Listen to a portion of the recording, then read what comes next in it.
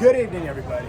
Jeff Gorra from Artist Waves here with my friend Mihali. What's good? What's up, man? How are you? Good to see you. Thank you for having me. A pleasure. I'm happy you're able to do this with us.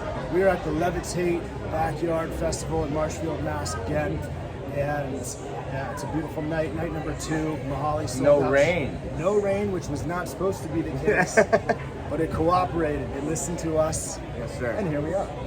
So night number 2 sold out. First of all, how are you, man? How is life? How is being back on the road? I'm great. I'm excited to be playing. I just had a little baby boy, so the home front's really nice. But yeah, it feels great to be back playing in front of people again, for sure. Well, congratulations. Thanks. I know it's both bittersweet to be back on the road when you got a baby at home. You get to sleep, but you don't. Yeah. Well, we're excited you're here, and I also have been, obviously keeping up with this run of shows you've been doing. How has it felt? Has it felt different to now be back on? How have you felt being back on the road this summer? It's been great. It's been a long year of looking at a camera, singing to nobody. Well, eventually they listen, but it's much nicer to play in front of people. And my record came out at the beginning of COVID, my solo record, and I was never really able to tour on it. I wasn't really able to play the songs live for a lot of people, so I'm kind of feeling like this is the first time I get to play a lot of these songs for people that have now had some time to digest the album.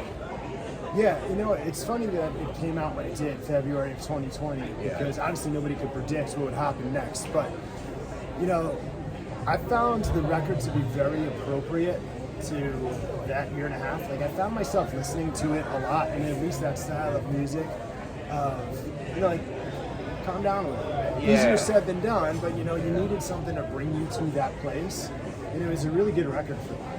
I think there was a blessing in that for sure, is that people got to really listen and take in the record in maybe a different context than they would have outside of COVID.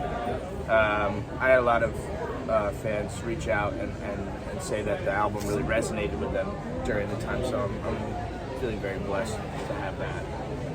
Yeah, the record's called Breathe and Let Go, and the opening track's Breathe and Let Go, which was a nice message to get things started.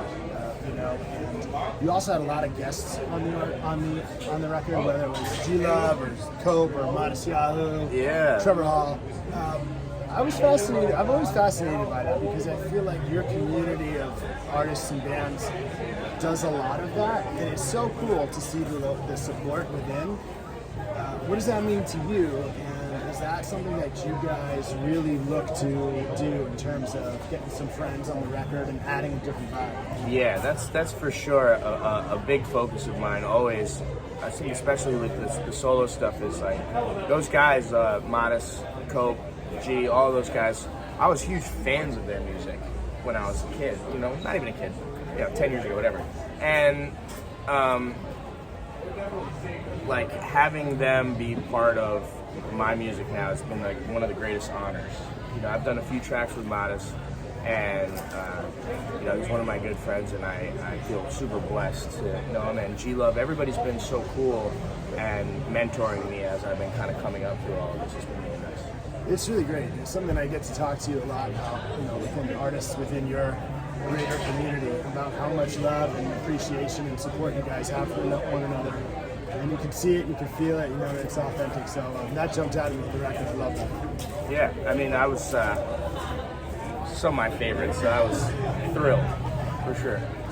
Well, the funny thing too is a lot of those guys, whether or not they are from or around here, they've also played in this greater Levitate music community. Well, G's right around here. G's right around the corner, and he's coming here in a few weeks, Labor Day weekend, I think it is. Up. Speaking of which, you have quite a history with the Levitate music scene. Yes. Whether it's with Twiddle, whether it's at the festival, or even playing here last year. Yeah. What has that meant to you to have such a welcoming and like a home base here? We do a lot of festivals, especially with Twiddle. We play all over the country, and Levitate Ozo has been one of our favorites. I feel really blessed that I've been doing the community jam at the Levitate Festival now I'm not sure if it was the first year, but for a few years, and being able to bring in local artists from the community to play with me, and also some friends from some of my favorite bands that are playing at Levitate has been really cool, and a really cool opportunity. Yeah, this is a really special place right here. It is. I feel like it's the perfect atmosphere for a Mihali and Friends type of jam because it's just so cheerful and it just makes you feel good, and it's a unique pairing of people. So hopefully next year, whenever the festival comes back with you there, we see it again.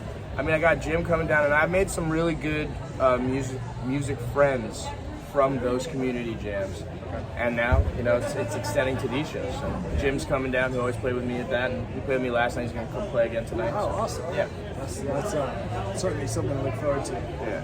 I'm curious from a songwriter perspective, because you guys talking about, the community of musicians that you collaborate with, or, have on your solo record, you're extremely prolific songwriters in terms of getting the music down timely. There's no lapse in time, and being someone that has messed around with guitar and songwriting and playing in bands myself, I've always been intrigued by those that are quote unquote also solo careers. So my question here is, as a songwriter, when you're writing something, whether it's a simple guitar track, it's a melody, how are you able to determine, all right, this is more of a solo song, or this is something that this should be more twiddle-like? Is there a method to that madness? That's a good question. A lot of times when I'm writing, there's a feeling I have, like, oh, this one's definitely a twiddle song. But recently it's been like, I'm writing for this album, and I'm writing for this album. In the past it was like, I've been doing this solo act for a long time, and that was always where I tested out twiddle songs and figured out what ones vibed with audiences and didn't. And so I kind of have a pretty good feeling on what ones would be good twiddle songs or good solo songs. But for me, it's really been about, like, the solo record. I was doing it with Eric Krasnow, so we were really just like kind of writing together, and when I would write a song, I would send it to him and see what he thought, you know what I mean, and it kind of came about like that. I have a new project I'm working on for the solo stuff that's all reggae, and I'm working with Nathan from Terra on it, who's been producing the whole record, and it's amazing. And I purposefully wrote for the record. During COVID, I set my mind to that. And Twiddle's been working on a lot of new music, so I wrote a lot of songs for that too. So I had sort of two separate approaches to some degree, you know what I mean, to it. Very cool. It's like an inner feeling. It's like you kind of know which one's going to go where a little bit. Yeah, you just know. You can hear certain other parts coming along, whether it's some Twiddle or something to take yourself. Right. Very cool. So you got a couple shows left here on this leg, getting into August as solo. Again, you guys are obviously heading out in the fall with Twiddle. What else do you have on tap? Like that's not enough. And a new baby at home. What else you got on tap? What are you looking into for the rest of the year? I think it's just really getting back to what we do. Hopefully the fall tour goes great, and we'll keep chugging along. I think there's going to be a bunch of new releases from both myself and Twiddle in the future, so it's going to be a big year for sure. Awesome. Well, we are stoked here in Levitate, Marshfield, and I'm sure the rest of the Twiddle and Mihali community is as well. Have you been writing on the road? Yeah, I'm always writing a little bit. I like to jot down words and thoughts and ideas that come to me, and then when I sit down to really focus on it, is where I kind of take all those pieces and put it together. And, one of the other things that I should mention is, whether it's your solo material or Twiddle, we were talking about some mutual friends before we got started here, but there's such a community within the fan base that is so moved by your music, by Twiddle's music, by the collaborations that you do. It's what Artist Waves is all about, the ripple effect. And you don't, not to compare, but you don't see that everywhere. What has it meant to you to have this sort of extended community where the music is so deeply impacting them, whether they're meeting people or it's just making improvements in their life? It's something special. Yeah, I think that's the single most thing I love. That's the one thing I love the most about it all.